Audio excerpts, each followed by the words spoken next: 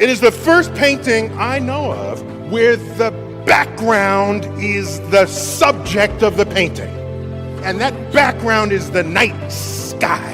It is true because to learn is to become closer to nature.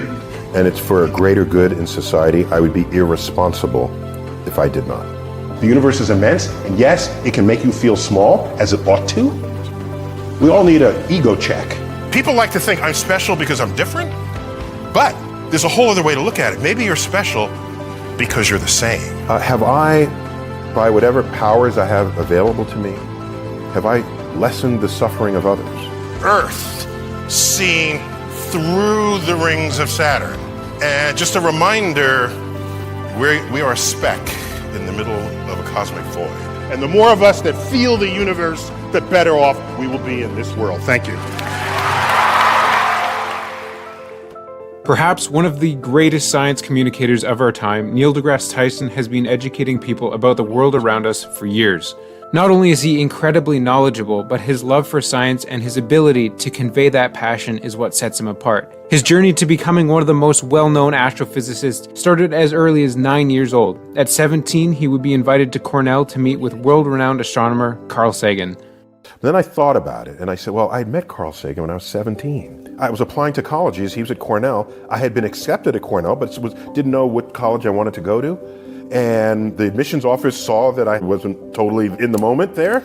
I didn't know this, they had forwarded my application to him for his reaction. I was already deep in the universe since I was 9. And he sent me a letter. He doesn't know me from Adam. I'm a 17-year-old kid from the Bronx. He's a professor of astronomy at Cornell University. And I get this letter and I open it and it says, I understand you like the same stuff I like. Do you want to come visit the campus to help you decide if you want to go to Cornell? It was like, whoa, now he hadn't done Cosmos yet, that's how old I am, but he was already famous. He had been on The Tonight Show and had best-selling books. So I took him up on it. I took a bus up to Ithaca, New York. He met me outside his building on a Saturday, invited me up to his office, saw the labs. I'm there in front of him, he did something really cool. He reached back, didn't even look. Grabbed a book off the shelf. It was one of his books. I thought that was a badass thing. Don't even have to look. That's one of my books, yep. Okay, here. And he signed it to me. Neil Tyson, future astronomer, signed Carl. But that's only the half of it. Later in the day, I'm ready to go back to New York. It begins to snow, as it does often in December in Ithaca. And he says, here's my home number. If the bus can't get through from the snow, spend the night with my family and go back tomorrow. I'm thinking, who am I? Why? I'm nobody. But I was somebody to him. And I said to myself, if I'm ever as remotely famous as he is, I will treat students the way he has treated me. I already knew I wanted to become a scientist, but that afternoon, I learned from Carl the kind of person I wanted to become. Hi, James. Hi. So you look just like a kid astronaut. And you're about the right age that if we go to Mars for real, you're going to be the right age then that we'll be sending you, okay? But before you go, make sure they have enough money to bring you back. If NASA wasn't created, what would happen to our universe? If NASA weren't around, Yes. What would happen to our universe? Well, I can tell you this. If NASA weren't here, we would know a lot less about the universe. We wouldn't know a single thing about the universe. We'd just be rummaging on Earth's surface, thinking that our solutions to all our problems come from looking down rather than from looking up. You got it, okay. Hi. Hi, what's your name? Jacob. And how old are you, Jacob? 9. You're 9! Jacob, I was 9 when I first discovered the universe, or actually, the universe discovered me. I was in a planetarium and the lights went out and the stars came out, and I was 9 and my head exploded. And you will not be one of these idiots who were interviewed when the asteroid was coming saying, I'll go get drunk on the beach, because you will figure out how to save the world. Thank you, Jacob. In 2014, Neil would become the host of Cosmos, A Space-Time Odyssey, a follow-up to the original series created by Carl Sagan 34 years prior.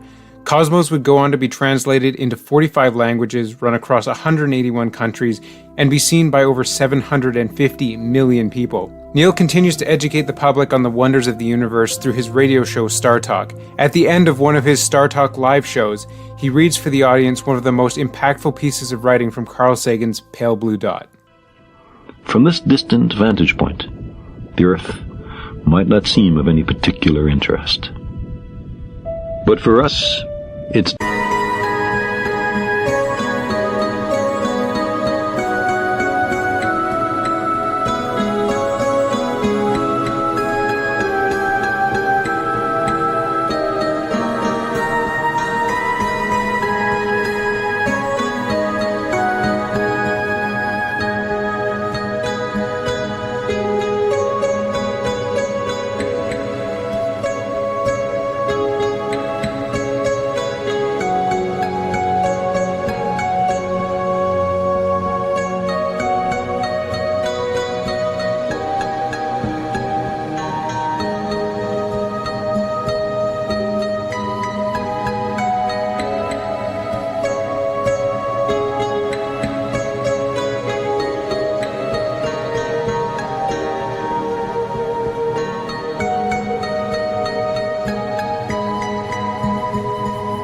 different.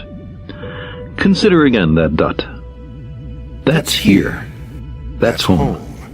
That's us.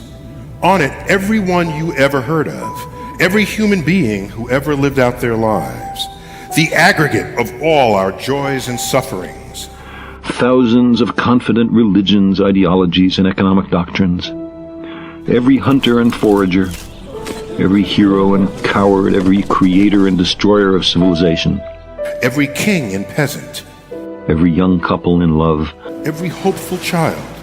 Every mother and father. Every inventor and explorer, every teacher of morals, every corrupt politician, every superstar, every supreme leader, every saint and sinner in the history of our species lived there, on a mote of dust, suspended in a sunbeam. The Earth is a very small stage in a vast cosmic arena. Think of the rivers of blood spilled by all those generals and emperors, so that in glory and in triumph, they could become the momentary masters of a fraction of a dot. Think of the endless cruelties visited by the inhabitants of one corner of this pixel on the scarcely distinguishable inhabitants of some other corner. How frequent their misunderstandings, how eager they are to kill one another, how fervent their hatreds. Our posturings, our imagined self-importance, the delusion that we have some privileged position in the universe are challenged by this point of pale light.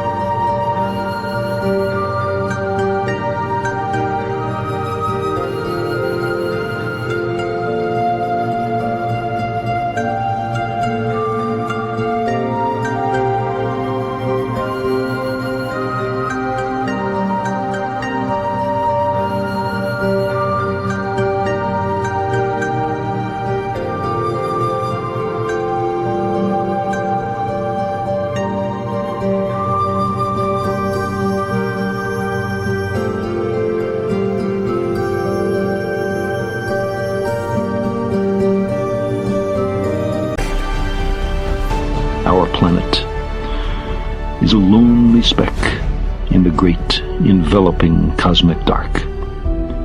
In our obscurity, in all this vastness, there is no hint that help will come from elsewhere to save us from ourselves. It's up to us.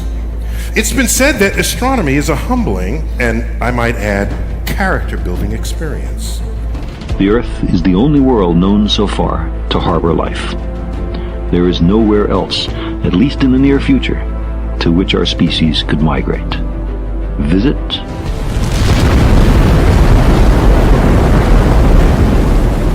Yes. Settle? Not yet.